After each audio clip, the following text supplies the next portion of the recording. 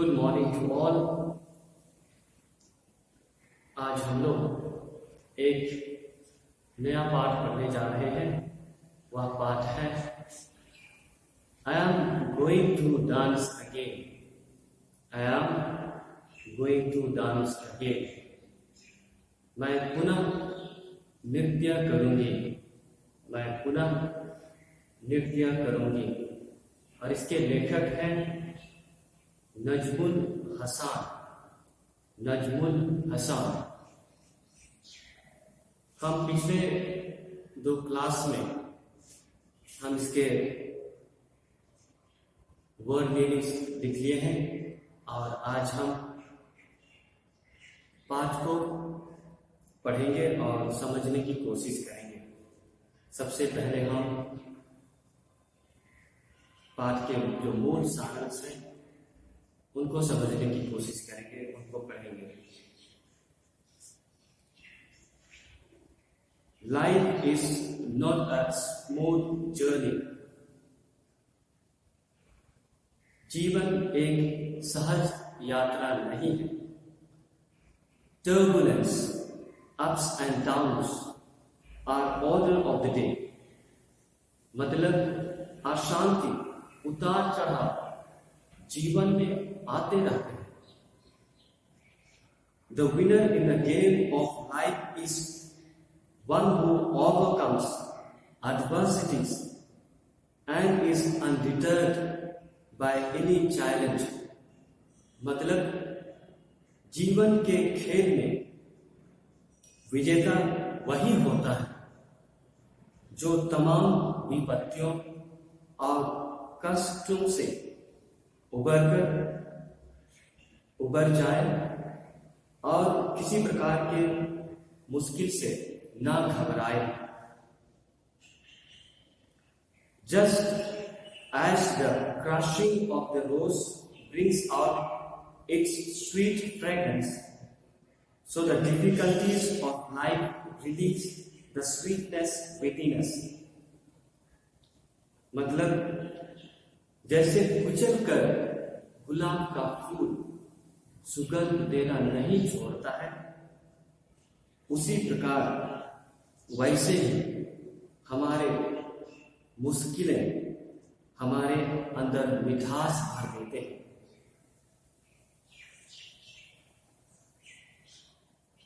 It is only a person of strong will who despite his weakness and shortcomings rises above the sorrow of life to find more meaningful to his life।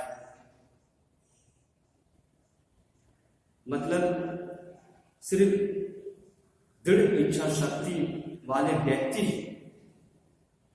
अपने कमजोरियों और जीवन के दुखों से उबरकर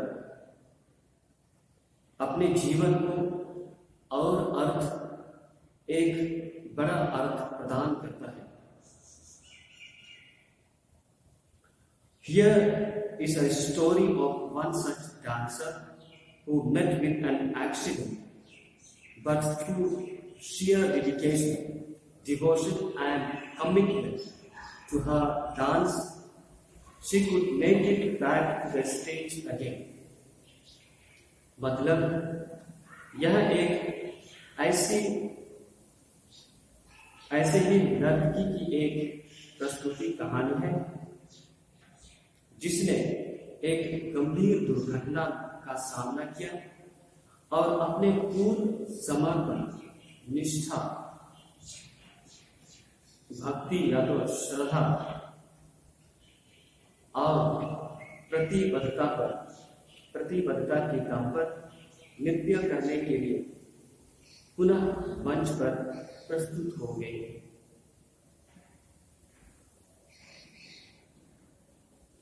Even that doctors believe Sonal would never dance again।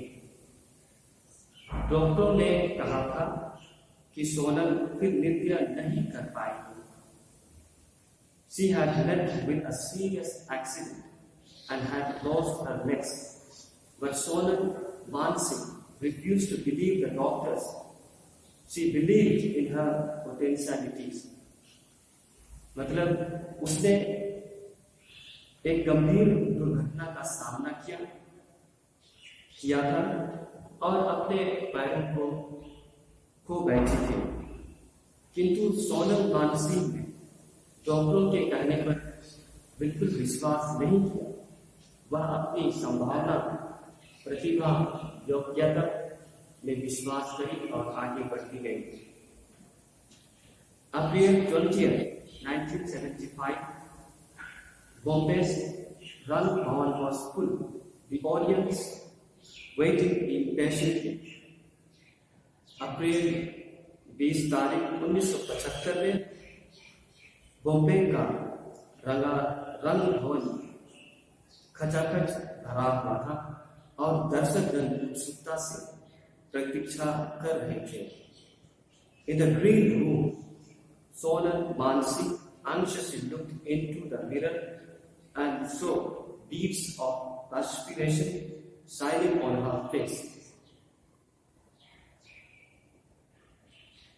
साज घर में अर्थात मेकअप रूम में सोनल मानसी उत्सुकता से आईने में अपना चेहरा को देखा और पाया कि उसके चेहरे पर पसीने की बूंदें चमक रही थी। Her hands and feet were cold. उसके हाथ पैर ठंडे हो गए थे। She had felt like this once before on her maiden performance in Bangalore. एक बार पहले भी उसने इस प्रकार का महसूस किया था जब उसने बैंगलोर में अपना प्रथम प्रदर्शन किया था। But that was 14 years ago. लेकिन यह 14 साल पहले की बात थी। Since then, she had danced in India and abroad. She had been praised by everyone.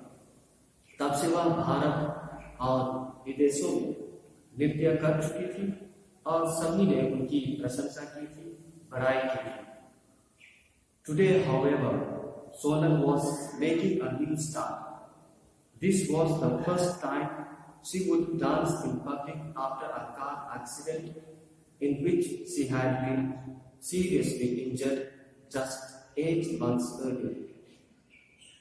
आज फिर सोनल एक नई शुरुआत करने जा रही थी। यह पहला मौका था जब वह मोटर दुर्घटना के बाद पहली बार लोगों के बीच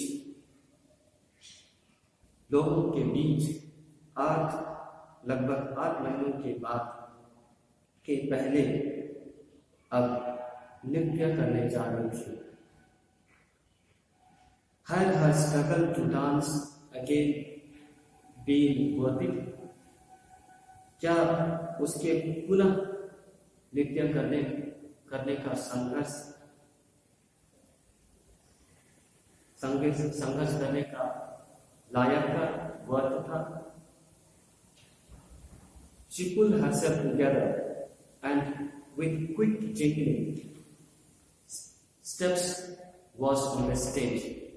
उसने अपने भावनाओं पर काबू पाया और घुंघरुओं की झनकार के साथ तेज कदमों से मंच पर गई और नृत्य करने लगी। The spotlights were on her. She bowed, hands folded, and began her performance. मंच का प्रकाश वृत्त उसे प्रकट कर रहा था। उसने हाथ जोड़कर दर्शकों को नमन किया और अपना नृत्य प्रदर्शन करना शुरू किया। Thank you. कल हम इस पाठ को जारी रखेंगे। Thank you one and all. Have a nice day. Enjoy the day.